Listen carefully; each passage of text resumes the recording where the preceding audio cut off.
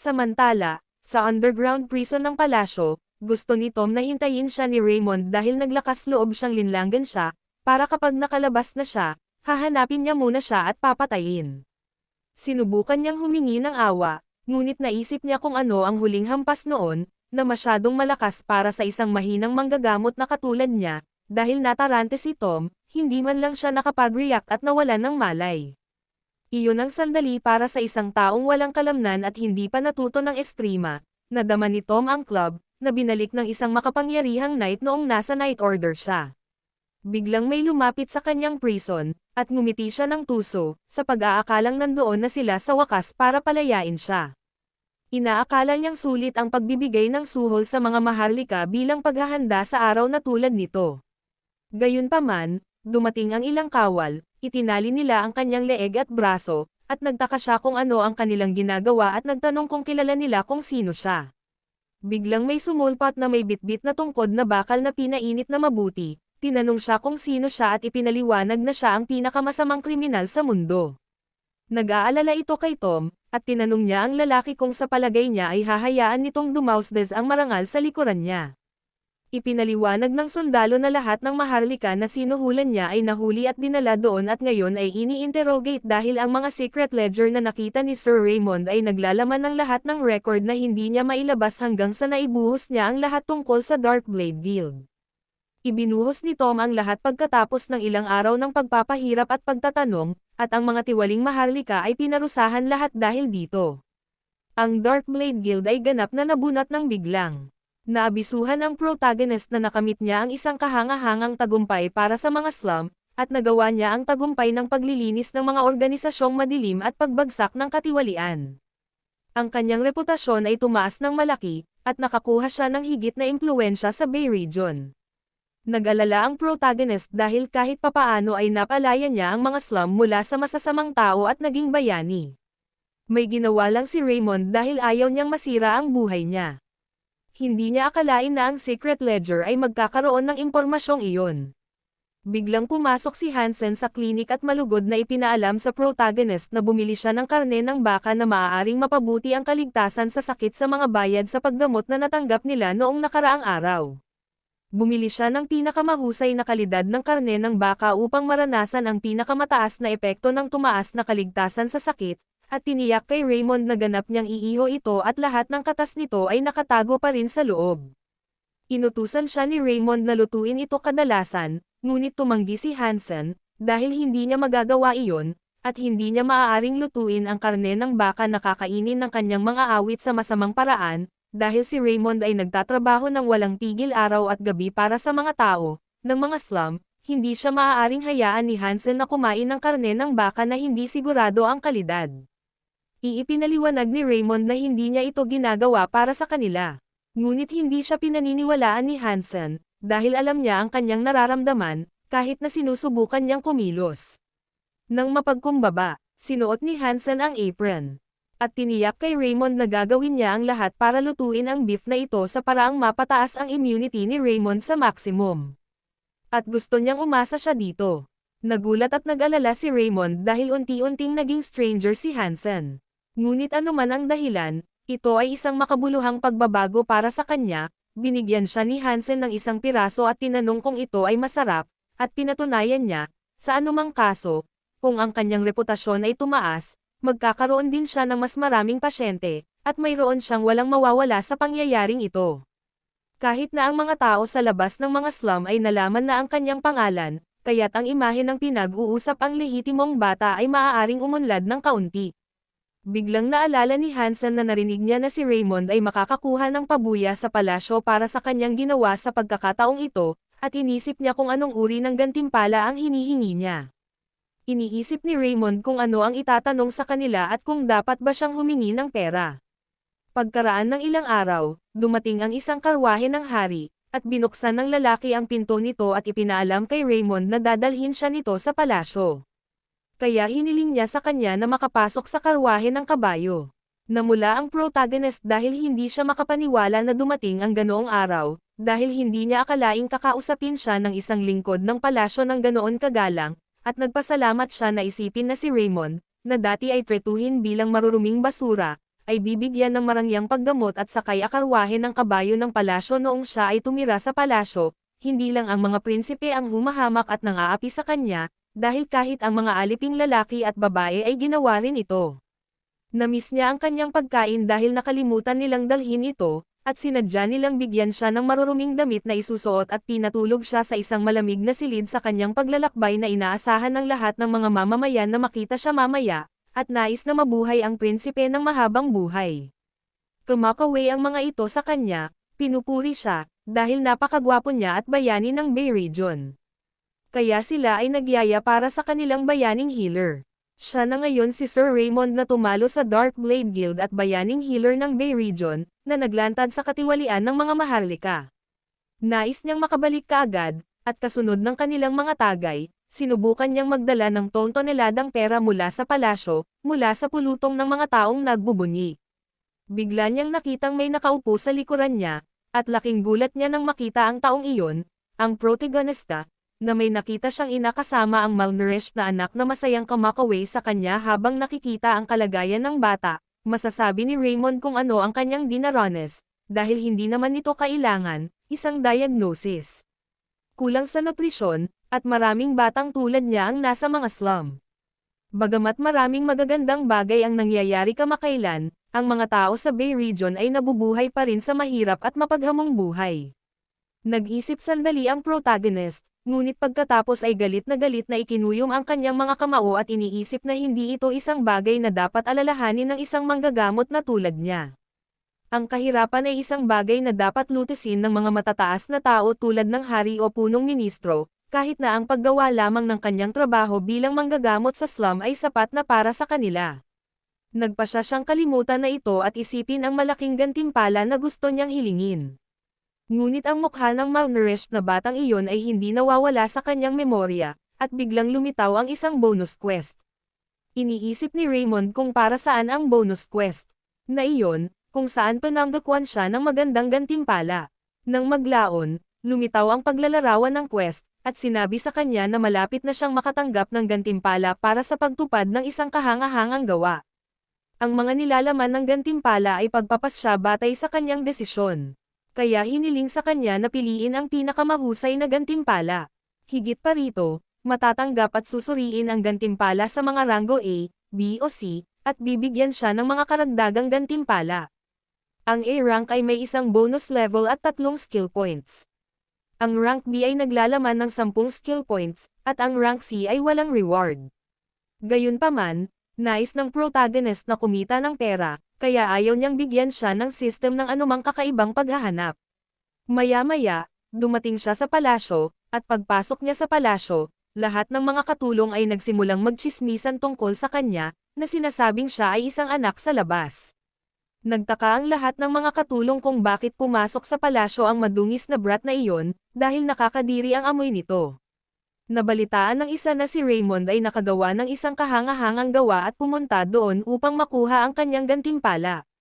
Sa anumang kaso, ang lahat ng iba ay inakala na maaaring siya ay naging maswerte dahil ang isang kasing baba niya ay walang makakamit. Nabalitaan nilang nagpunta si Raymond sa mga slums dahil walang ibang klinik ang gustong kumuha sa kanya, at naisip nila na bagay sa kanya ang mga slums. Nakalimutan na ni Raymond ang lahat ng ito habang siya ay nakatira sa mga slums, ngunit ang mga tao sa labas ng slums. Ang tingin pa rin sa kanya ay dumi, walang iba, walang kulang. Isinusumpa niya silang lahat dahil hindi naman niya gustong ipanganak bilang isang illegitimate child. Kaya kung nais nilang punahin ang isang tao, dapat nilang punahin ang hari. Sinubukan niyang alalahanin ang lahat ng kanilang mga mukha upang kapag siya ay naging pinakamahusay na manggagamot sa hinaharap, matiyak niyang lahat sila ay magbabayad para dito. Panoorin niya silang lumuhad at humingi ng tawad, at pagkatapos ay sisingilin sila at ang kanilang mga kamag-anak na bayad sa paggamot ng 100 beses na mas mataas. Biglang nagulat ang lahat nang may nagtanong sa kanila kung ano ang ginagawa nilang lahat doon, at yumoko sila sa harap ng prinsesa. Laking gulat ni Raymond nang makitang nagtataka si Prinsesa Sofia kung ano ang ginagawa niya doon. Galit na tinitigan ng prinsesa ang lahat ng mga katulong at sinabi na, dahil natatamad silang lahat doon, inakala niyang natapos na nilang lahat ang kanilang gawain, at tinanong kung tama siya at kung okay lang, Kahit na siyasatin niya sila, ang nagtaka ang katulong kung bakit siya biglang nakahanap pagkukulang ng walang dahilan, at alam nilang mahihirapan sila kung mapunta sila sa kanyang maling panig, humingi ng tawad ang mga katulong at tiniyak sa kanya na babalik sila kaagad sa kanilang gawain. Hindi maintindihan ni Raymond kung bakit napakabangis niya, kahit na kadalasan ay matindi siya. Binalaan ni Prinsesa Sofia ang mga tagapaglingkod na iyon na hindi magtatapos sa isang babala lamang kung masusumpungan niya silang lahat na nagtatamad muli. Siya ay sumigaw sa kanila na pumunta sa kung saan sila ay dapat na magtrabaho ngayon, at lahat ng mga tagapaglingkod ay tiniyak sa kanya na sila ay matandaan iyon. Kaya nagmadali siyang umalis. Pagkatapos ay nagkatinginan sina Raymond at ang princess, at nagbigay galang siya sa prinsesa. Pagkatapos niyang magbigay galang, muli siyang tumingin sa kanya at nagtaka kung bakit hindi siya umaalis at kung naroon ba siya para hanapin siya. Nilinaw niya na dumaan siya, at pinagtibay ng protagonist habang naiintindihan niya ang ibig niyang sabihin. Pagkatapos ay ipinaliwanag niya na ayaw niyang magkamali siya, dahil wala siya doon. Upang hanapin siya, na siyang katotohanan. Nagtaka si Raymond kung bakit ganoon na lang ang pagdiin niya. Inutusan siya ni Sofia na umalis na, dahil pupunta rin siya, at pinagtibay nito na gusto rin niyang gawin iyon. Habang paalis na siya, galit na galit itong tinitigan siya, at nagtaka siya kung bakit bigla itong naiinis. Ang masungit niyang ugali ay ganoon pa rin ang naalala niya. At pagkatapos ay nagulat siya nang inutusan siya nitong maghintay. She rambled na may tanong siya sa kanya. Dahil nagkataon silang nagkita, natawa si Raymond. Nagtataka kung bakit patuloy niyang binibigyang diin ang pagkakataon at hiniling sa kanya na magtanong. Tinanong niya ito kung anong gantimpala ang hihilingin niya, at sasabihin na sana niya sa kanya, ngunit pinutol niya ang kanyang pangungusap at sinabing mas mabuti kung pag-isipan niyang mabuti bago magsalita. Sinasabi niya ito sa kanya, dahil, depende sa kanyang desisyon, ang gantimpala sa araw na iyon ay maaaring maging isang beses sa isang buhay na pagkakataon para sa kanya. Maya-maya pa ay pumasok si Raymond sa bulwagan at laking gulat niya nang makitang nandoon ang hari mismo. Naroon ang punong ministro Gauman, at naroon din ang pangalawang prinsipe Chen at ang ikatlong prinsipe Limerton. Naiinis siya dahil dapat ay sinabi na nila ito sa kanya noon pa man, at hindi man lang nila binanggit na nakikiusap siya sa hari, na nakakagigil. Binigyan niya ng respeto ang hari, at napabuntong hininga ang ikatlong prinsipe dahil hindi siya makapaniwala na nagawa ni Raymond ang isang kahanga-hangang gawa sa Bay Region. Hanggang ngayon, ang Bay Region ay itinuturing na isang malisyosong tumor na hindi mahawakan ng sinuman. Lahat ng mga prinsipe, kasama si Limerton, ay sinubukang pakalmayan ang Bay Region, ngunit lahat sila ay nakatikim ng mapait na lasa ng kompletong pagkatalo. Naisip ni Limerton na wala ring magagawa si Raymond, ngunit nakuha niya ang mga puso ng tulad ng mga slum. Kaya napaisip siya kung paano niya nagawa iyon. Ang pangalawang prinsipe Chen ay nagtanong kung may nagawa si Raymond na nakakabighani sa kanya. May nahulaan si Limerton sa kanya na tumama sa mga slums. Since nabibilang siya doon, isa rin siyang hamak na illegitimate child na hinding-hindi makikilala kahit saan, kaya hindi naman masama kung mamuhay siya ng mababa sa mga slums. Naisip niya na ang pagsuporta kay Raymond ay maaaring maging mabuti kung siya ay mananatili sa mga slum bilang isang taong naghahanap upang umakyat sa trono. Si Limerton ay maaaring gumawa ng ganoong kalaki upang matulungan siya. Natawa si Cain nang marinig na si Limerton ay naghahanap upang umakyat sa trono, dahil sa pananaw ng taong pinakamalapit sa pag-akyat sa trono, kaya naisip ni Chen na may limitasyon kung gaano karaming kamangmangan ang dapat magkaroon ng isa. At tumingin siya kay Raymond at binibigkas na ang cute ng ginagawa ng kanilang munting tuta. Medyo nagiging takam na si Cain doon, dahil naging masaya ang pagkakaroon ni Raymond sa tabi niya. Habang inutusan ng hari si Raymond na lumapit, at masunurin siyang sumang-ayon sa utos ng hari. Medyo natakot siya at nagtaka kung bakit siya ipinanganak na may pusong mahiyain, at pakiramdam niya ay nablangko ang kanyang isip. Sinabi ng hari na hindi lamang pinabagsak ni Raymond ang masamang organisasyon na nagdudulot ng mga problema sa mga slums, ngunit inilantad din niya ang lahat ng mga sangkot sa kanila. Ito ay walang alinlangan na isang mahusay na tagumpay, kaya't nais niyang sabihin sa kanya ni Raymond kung mayroong gantimpala na gusto niya. Ang mga mata ng protagonist ay kumikinang sa kasakiman, at sa tingin niya ay pera ang gusto niya. Bigla niyang naalala ang sinabi sa kanya ni Prinsesa Sofia na ito ang kanyang pambihirang pagkakataon, kaya dapat niyang isaalang-alang ang kanyang gantimpala. Pumayag siya, dahil hindi ito isang pagkakataon na mabilis na dumating. Kaya naisip niya kung ang pagpili ng pera ay ang tamang desisyon. Inakala niya na ito ay maaaring tulad ng sinabi ni Sofia, ngunit ito ay maaaring isang pagkakataon upang makakuha ng isang bagay na mas makabuluhan kaysa sa pera. Kaya naisip niya kung walang matalinong paraan upang makakuha ng pera o iba pa. Bigla niyang nakuha ang pinakaangkop na ideya, at humingi siya ng tawad sa hari dahil may gusto siya. Nagtaka ang hari kung ano ang gusto niya. Naisip ni Raymond na ngayon ay magkaharap na sila. Napagtanto niya na ang tao ay maaaring ang kanyang ama, ngunit sa parehong oras, siya ay mas masahol pa kaysa sa isang estranghero sa kanya, at pinaalalahanan kung gaano siya hinanakit at kinasusuklaman. Gayunpaman, hindi iyon mahalaga sa ngayon, kaya ayaw niyang mag-isip ng mga walang kwentang kaisipan. Sa kasalukuyan, bigla siyang naabisuhan na pinili niya ang landas ng isang mahusay na doktor. Kaya na-activate ang Heart of Steel niya at nagkaroon siya ng Iron Will at Solid Heart. Nagtataka siya kung bakit siya ay isang mahusay na doktor, dahil hindi niya pinili na maging anumang bagay na ganoon. Isa lang itong desisyon na ginawa para sa kapakanan ng kanyang kasakiman. Iniisip niya kung paano mababago ng isang tulad niya ang lipunan, dahil kumpleto na ang kanyang mga kamay sa pagiging doktor pa lang na magagamot ng mabuti sa mga sakit ng ibang tao. Kaya gusto niyang makakuha ng gantimpala na magdadala sa kanya ng pinakamahusay na benepisyo habang tinutulungan din ang mga tao sa Bay Region. Hiniling niya sa hari na bigyan siya ng pera, na ikinadismaya ni Haring Odin at ang mga tao ay hindi rin makapaniwala na humihiling siya ng pera doon, ngunit inaasahan iyon sa isang hamak, lehitimong bata. Gayunpaman, walang pakialam si Raymond sa iniisip ng iba, at ipinaliwanag niya na mas tumpak, gusto niyang bigyan siya ng pera sa Bay Region. Dahil siya ay nagsasalita para sa kapakanan ng mga tao, ang kanyang skill of eloquence ay na-activate. Gumalaw si Raymond, sinabi na narinig niya ang isang napakalaking halaga ng kayamanan na nakuhang muli dahil sa insidente ng oras. Kaya hiniling niya sa hari kung posible bang gamitin niya ang perang iyon para sa Bay Region. Lahat ng mga prinsipe, hari at galman, ay hindi makapaniwala sa kanilang narinig habang humihingi siya ng hindi inaasahang gantimpala. Sinuportahan pa ni Raymond ang kanyang kahilingan sa pamamagitan ng pagpapaalala sa kanya na ang maitim at kalbo na mga ari-arian ay naipon lahat mula sa likuran ng mga tao sa Bay Region.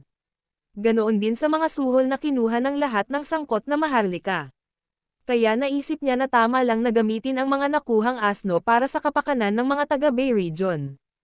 Tinitigan siya ni Prime Minister Gelman at nagulat, dahil nang makipag-usap si Raymond para sa kapakanan ng iba, ang mahiyain, illegitimate na bata na dati niyang kilala ay wala na. Siya nga ay isang prinsipe na may dignidad na dumadaloy sa kanyang dugo, gaya ng lagi niyang iniisip, para sa kapakanan ng iba. Natuwa si Raymond dahil nagawa niya ito, at tiwala siyang makakatulong ito sa mga tao sa Bay Region, at kikita rin siya rito.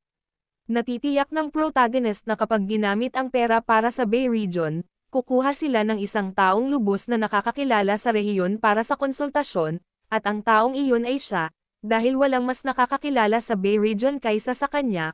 Pagdating ng panahong iyon, bibigyang diin niya ang maralitang kapaligiran sa pamumuhay sa Bay Region at kumuha ng mga pondo para sa mga halamang gamot at iba pang gastos sa paggamot.